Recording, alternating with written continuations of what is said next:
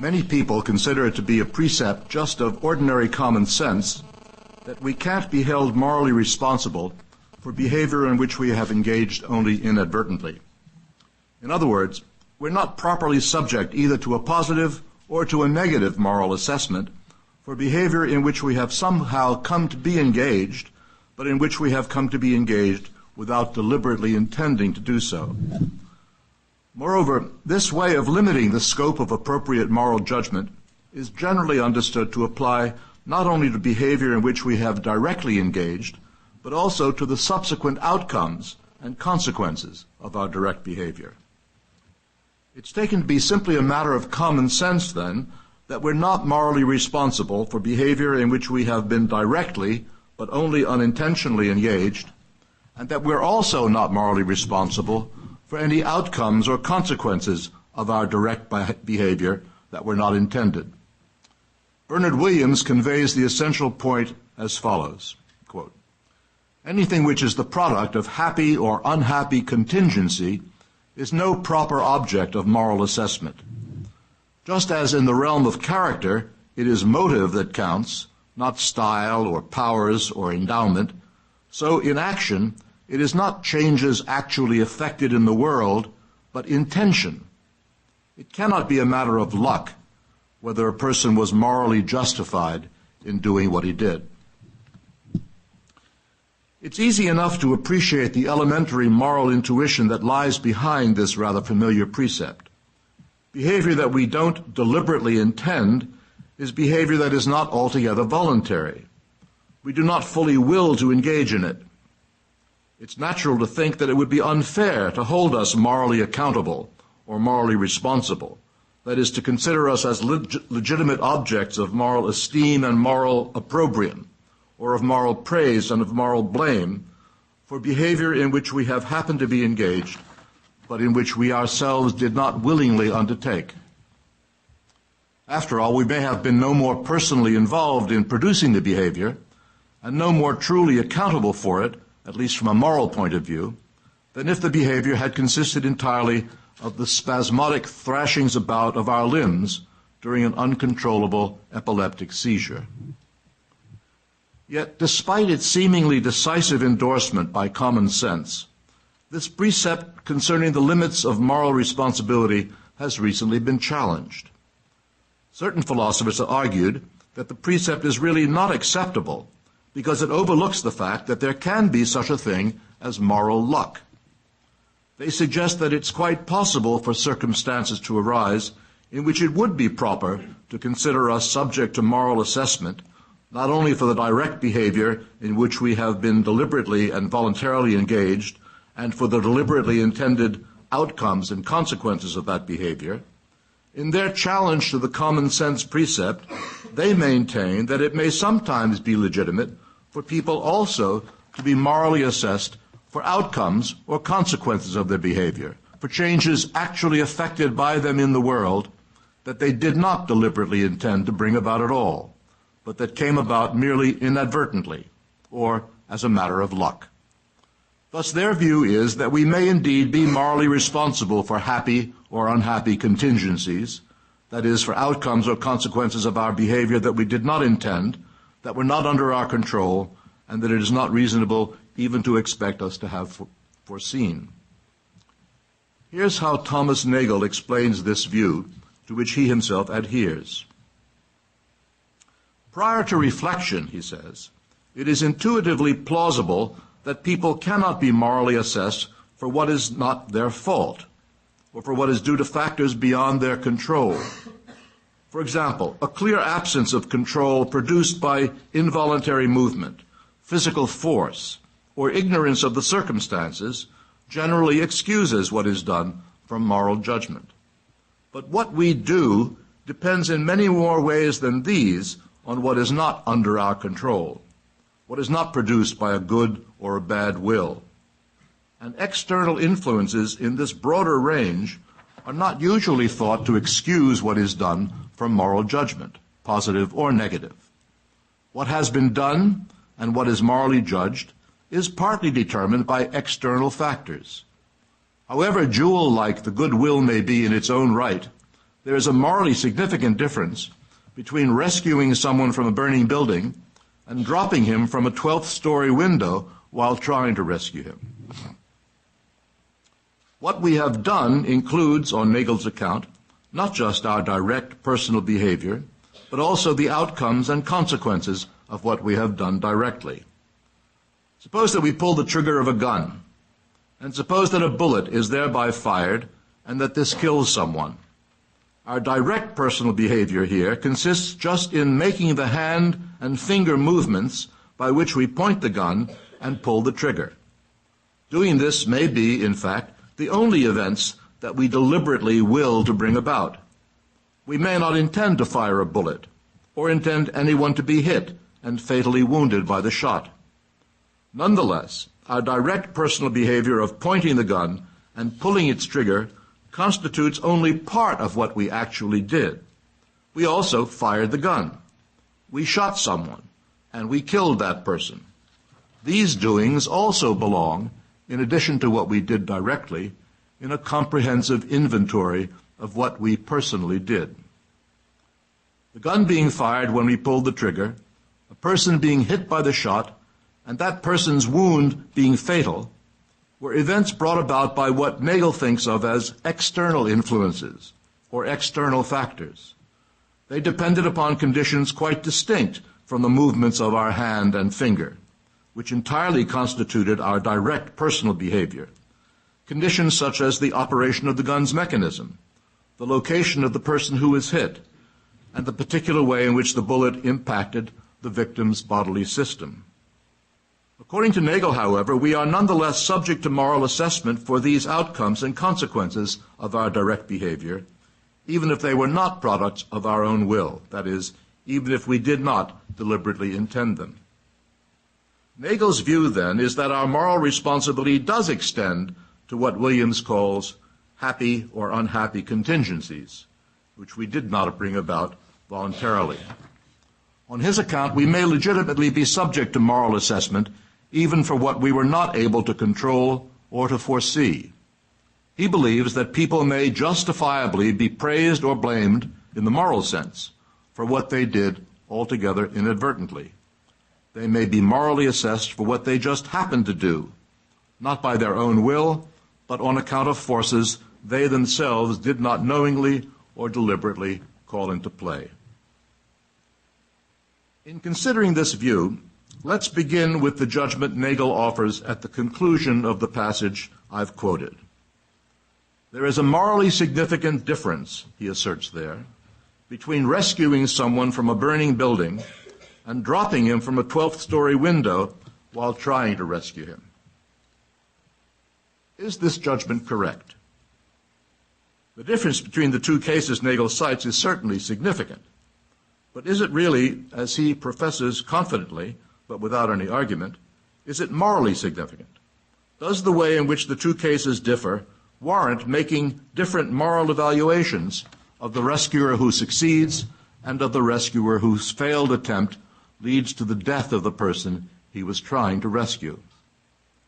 Suppose we assume that the person who dropped the man to his death did so quite unintentionally. Would he nevertheless somehow be morally culpable on account of what happened? Let us imagine that a certain fireman is praiseworthy, not just for his skill or for his reliability in carrying out the tasks that firemen are expected to perform, but praiseworthy morally, for having heroically rescued someone from a burning building. It seems to me that from the same moral point of view, another fireman might also be morally praiseworthy, and in exactly the same degree, for having tried, also heroically, to rescue someone from the burning building, even though his effort was not successful. I believe that this might be the case even if the second fireman not only failed in his rescue attempt, but if, on top of that, he unintentionally dropped from a 12th-story window the very person he was trying to save. To make my point clear, I will stipulate, arbitrarily but I think quite legitimately, I'll stipulate that the unsuccessful fireman displayed just as much heroism and devotion to his duty as the fireman who succeeded. I'm presuming, in other words, that the former was no less courageous than the latter in exposing himself to harm, and that he was just as selflessly and conscientiously dedicated to protecting the safety of others. I'll make the further stipulation that his failed attempt had its dreadful outcome only on account of circumstances that he could not reasonably have been expected to control. Perhaps his attempt failed only because he had been critically weakened, both physically and mentally, by having earlier made strenuously demanding efforts to rescue others. Or perhaps his attempt failed in the way that it did only because his hands had become so sweaty and slippery from prior heroic exertions that he could not help losing his grip and so dropping the person whom he was currently attempting to save.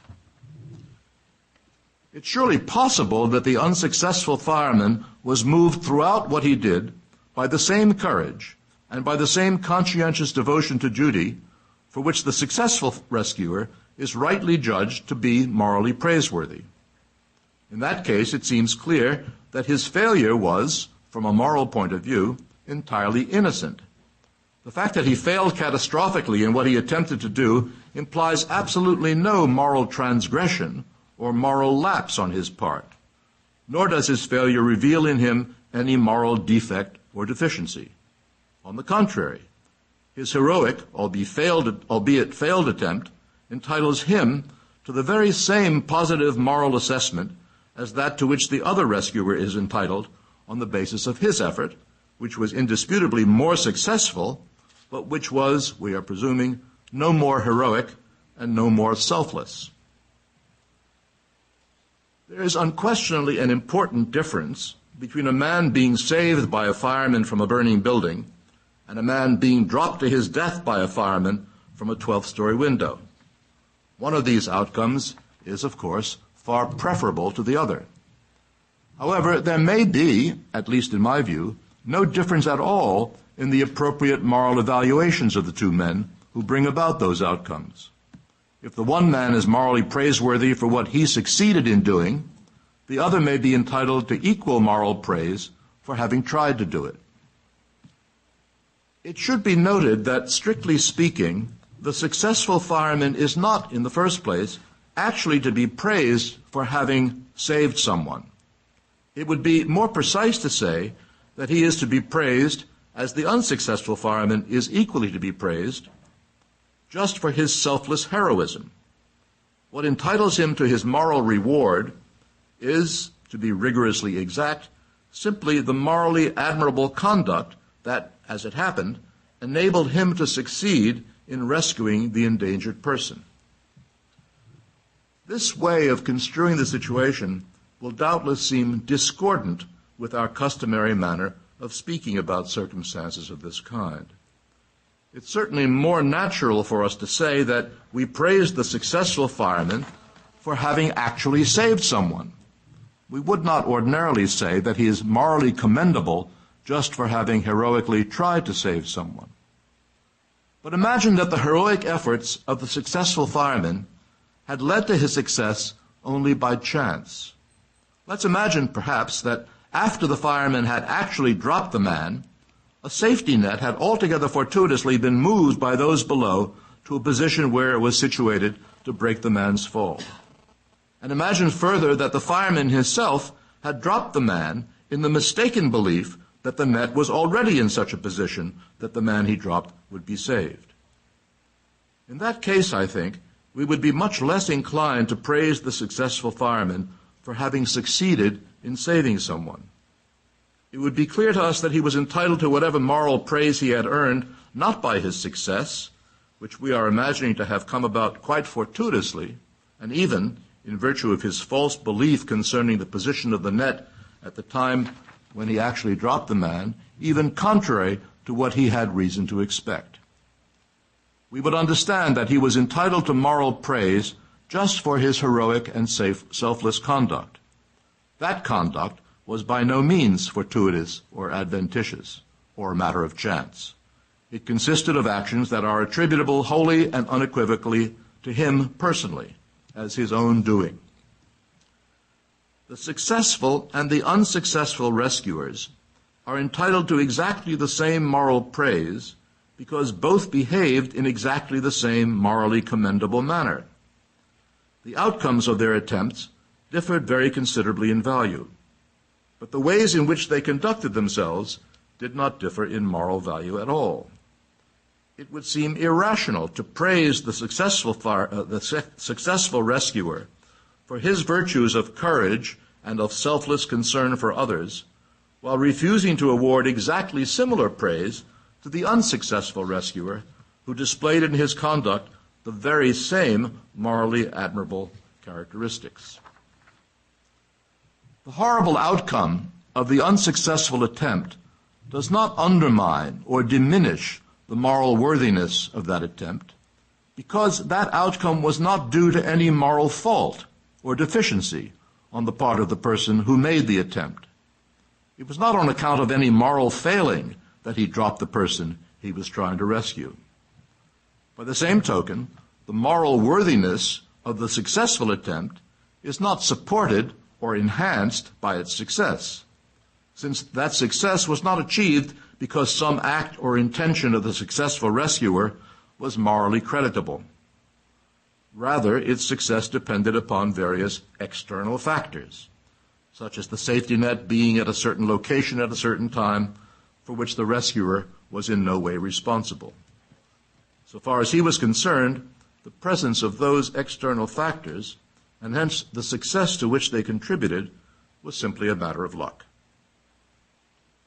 Nagel introduces a second example of what he considers to be moral luck, which has to do with two reckless drivers.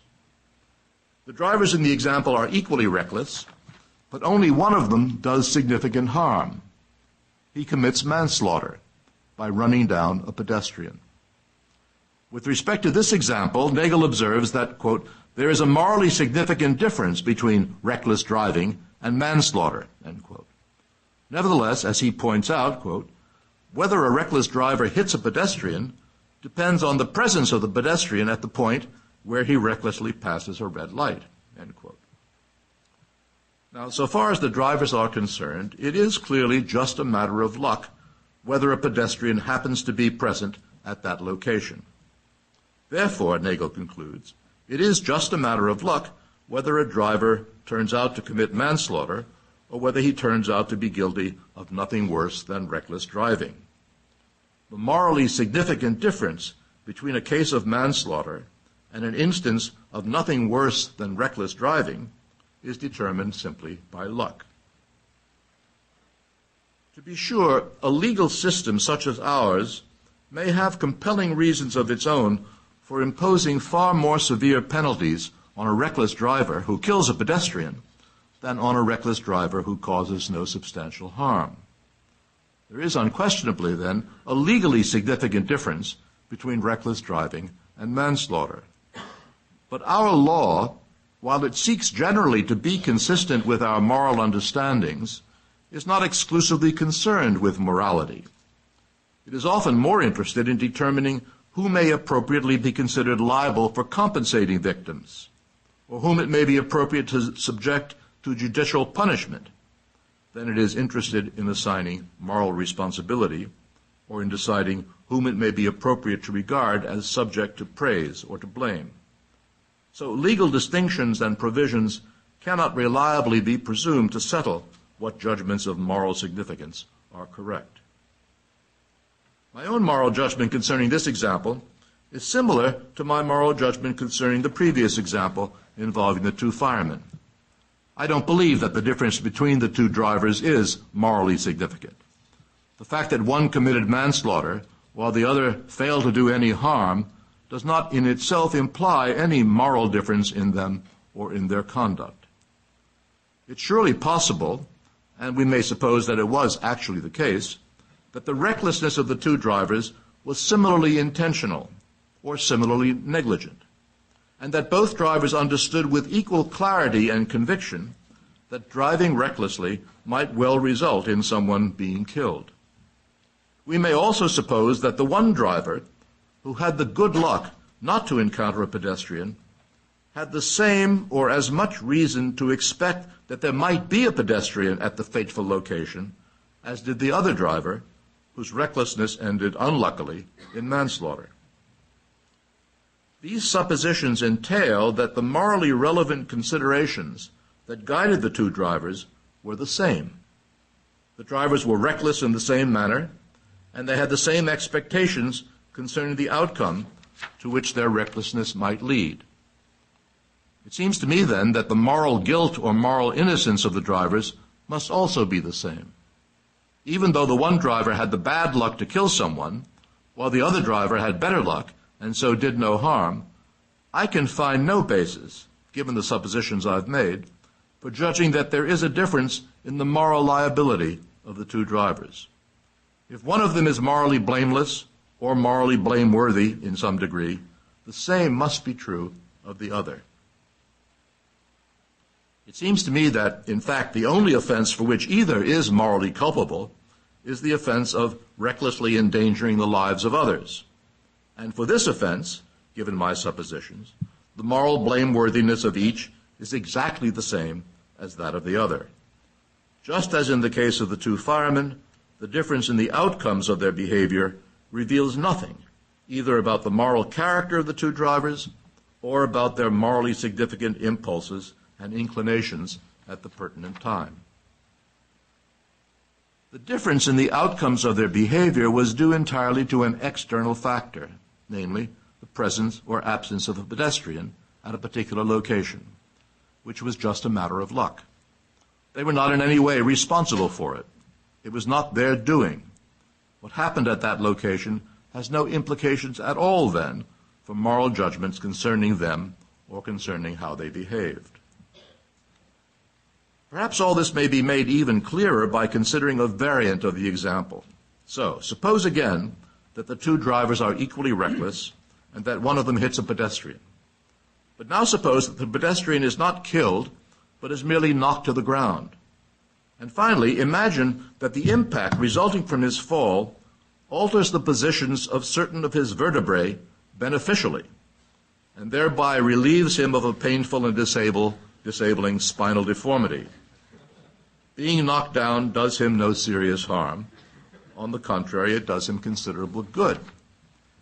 In that case, surely the law would not consider the driver entitled to any reward, nor would the fact that he had actually provided the pedestrian with a valuable benefit by hitting him be regarded as mitigating his legal or his moral liability for reckless driving.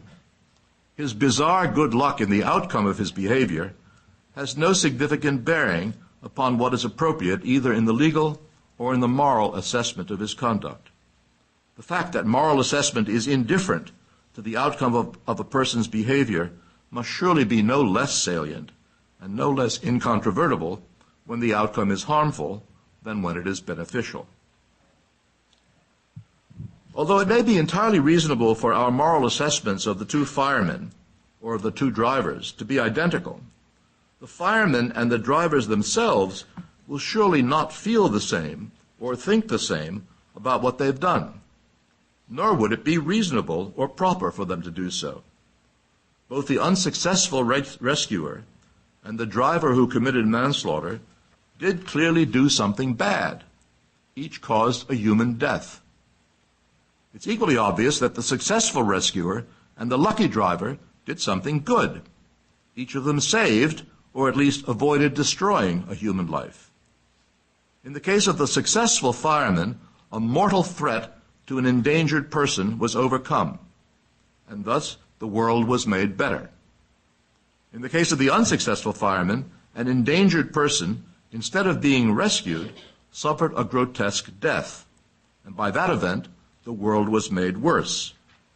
The driver who killed a pedestrian also made the world worse. On the other hand, the lucky driver did not make the world worse. He drove without causing any harm. It's only to be expected that these manifest and radical differences between the cases will somehow be reflected in how each of the men responds to what he has done. We would expect the successful fireman to be quite proud of himself. He not only conducted himself with exemplary virtue, he also accomplished something unquestionably worthwhile. He saved a human life. The unsuccessful fireman, we are supposing, behaved just as virtuously. His courageous readiness to sacrifice himself for others was equally exemplary, and he might perhaps be moved by this to award himself a bit of rather mordant satisfaction. However, his rescue efforts failed, and he actually brought about a human death. Recognizing that his conduct had this fateful outcome will certainly mitigate, and most likely it will overwhelm, whatever moments of self-congratulation he might otherwise be able to enjoy as he considers what he did. More or less similar considerations pertain to the two drivers. This is certainly not to say that either the unsuccessful fireman or the unlucky driver will, or that he should, feel guilty or acknowledge any guilt for what he did. After all, neither was morally responsible for the death he caused.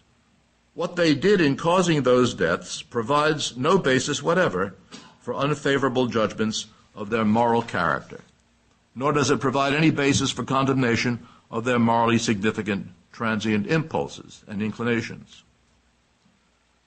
Although there may be no good reason for either man to think himself guilty or to feel guilty, neither would it be reasonable for either to absolve himself completely of having behaved badly.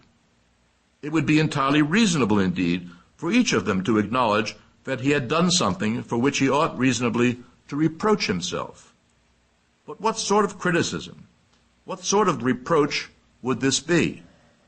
If not moral blame or an acknowledgement of guilt, then what? I think that what these men might especially be expected to feel is something like embarrassment.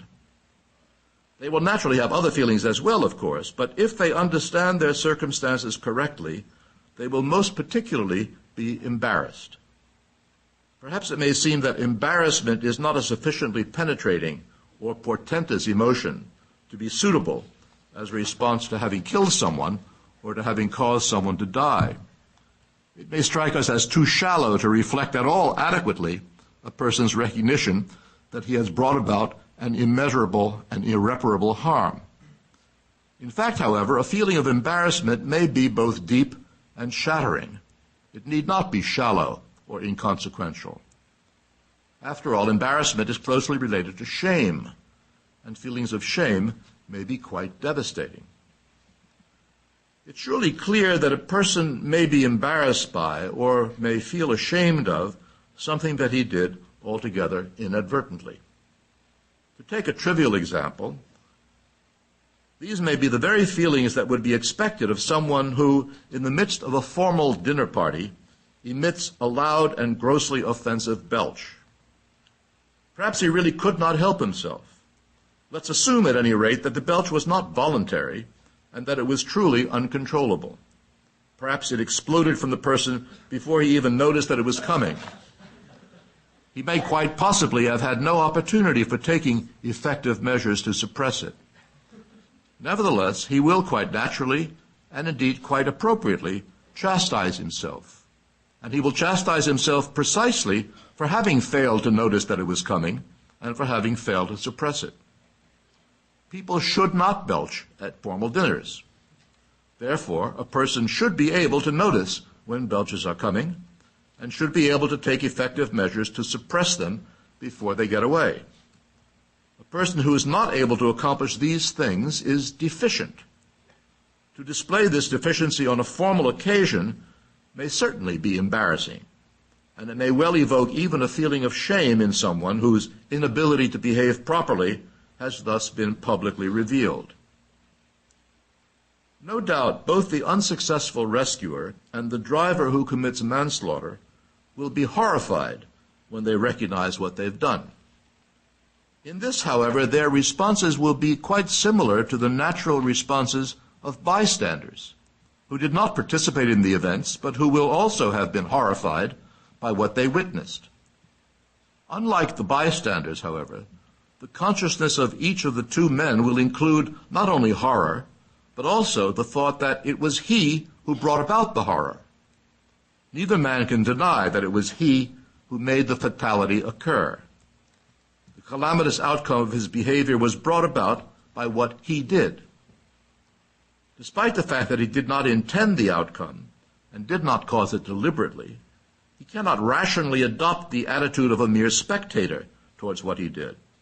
He was not a passive and unengaged bystander to what happened, with no active or direct participation in its occurrence.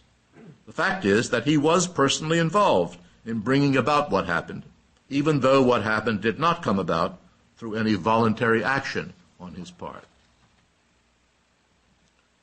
With respect to a person's internal bodily processes, such as metabolism or circulation of blood, the person is entirely passive. If the person happens to be aware of these processes at all, his or her awareness of them is very much that of a bystander who may know what is going on, but who does not actively participate in bringing it about. The person is not engaged as an agent in what is going on. He or she is entirely detached from it and performs no action that directly makes it occur.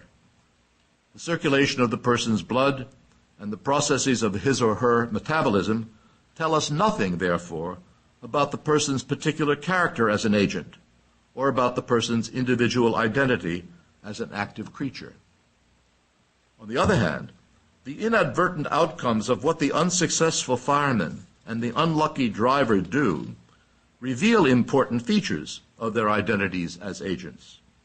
Those outcomes, precisely on account of their inadvertence, demonstrate how the driver and the fireman are limited in their abilities to function effectively as agents. They reveal points at which each, despite his best efforts, is incapable of avoiding or of overcoming the interference of external forces, and thus of engaging competently in the management of events. Each is instead reduced at these points to watching helplessly as events go along without him. These points and limits are significant indicators of a person's identity as an agent, which would be masked if the person sought to detach himself entirely from the inadvertent outcomes of his behavior and to deny that his identity as an agent are truly implicated in them.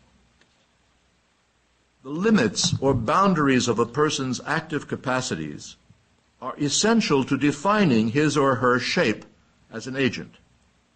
To an important extent, it is by discovering what a person cannot do that the person's identity as an agent is revealed. This discovery reaches a truth about the person that is, in fact, even deeper and more stubbornly real than any truths concerning what the person deliberately and voluntarily wills.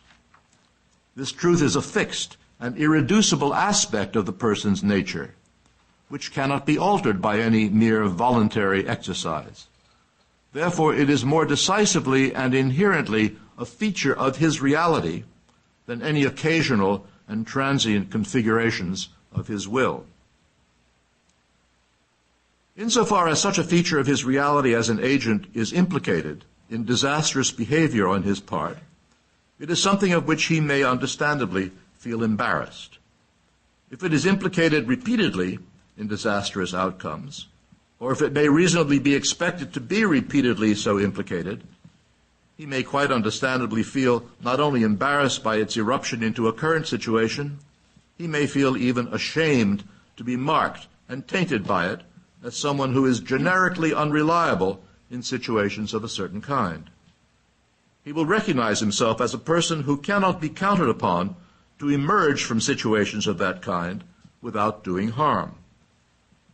He cannot be indifferent to this characteristic of himself, which is plainly a deficiency or an inadequacy on his part, whether or not we regard it particularly as a moral deficiency or inadequacy.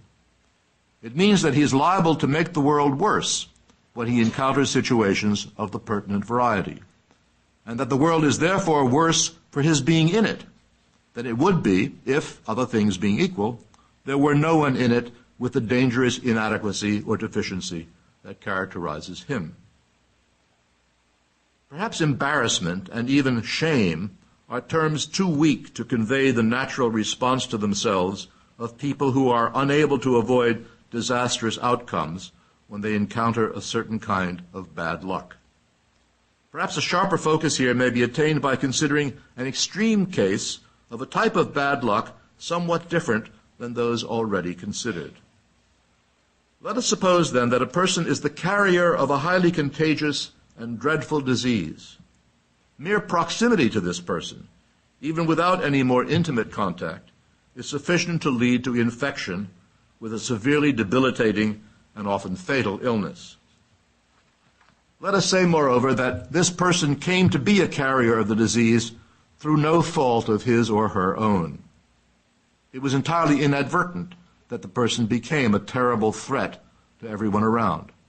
It was just a matter of bad luck that the world became worse because of this particular person's misfortune in acquiring the uncontrollable tendency to spread illness and death. It would be almost a joke to suggest that this person would most appropriately, upon recognizing his or her toxicity, just feel embarrassed or just feel ashamed for being someone who could not help bringing such harm to others. I suppose that the person would naturally be horrified, would feel helplessly discouraged by the evident impossibility of keeping himself from doing wholesale harm, and might well conclude, even while acknowledging no moral responsibility at all for being so toxic, might well conclude that the world would be better off without him. The toxicity is by no means his fault, but he certainly cannot pretend that it has nothing to do with him. However he may wish that this were not the case, he is a poisonous creature who cannot avoid doing dreadful harm.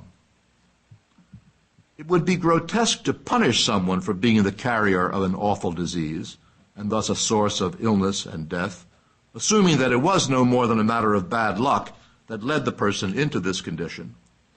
On the other hand, it would surely be justifiable to recognize that the person is a threat to our well-being, and to protect ourselves from him, even at some considerable cost to himself. The situation is similar, I believe, to others with respect to which we ordinarily do not agree that evaluations of people by others or by themselves are warranted. There are certain individuals who are exceptionally good-looking, or exceptionally intelligent, or who possess some notable artistic or athletic skill. In virtue of these characteristics, they make the world better.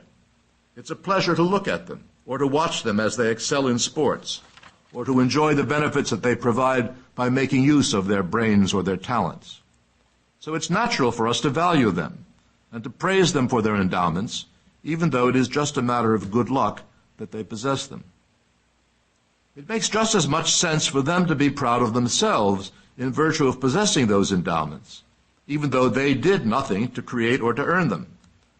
It seems to me that they are as much entitled to be pleased with and proud of themselves on account of the benefits that good luck has enabled them to provide, as it is proper for the disease carrier to be horrified at himself and to feel ashamed on account of being someone who inadvertently, as a result just of bad luck, causes widespread harm. It would be a kind of lunacy for the disease carrier to deny any responsibility for the harm he causes. He plays an active role, though not one for which he is morally responsible, in making the world worse. It would be comparably insane for individuals with better luck to deny their roles, albeit roles they are not morally responsible for playing or for being able to play, in making the world better. In either case, there would be a refusal to acknowledge the palpable reality that certain effects in the world are due to us. We are responsible for them as their cause, even though we do not intend them. They accrue to our credit or to our blame, though not to our moral credit or moral blame. There may be something about ourselves of which we may appropriately feel proud, or something about which we may appropriately be ashamed, and this may not be due to anything we've deliberately brought about. It may be the result of nothing more than our having been cursed by bad luck or blessed by luck that was good.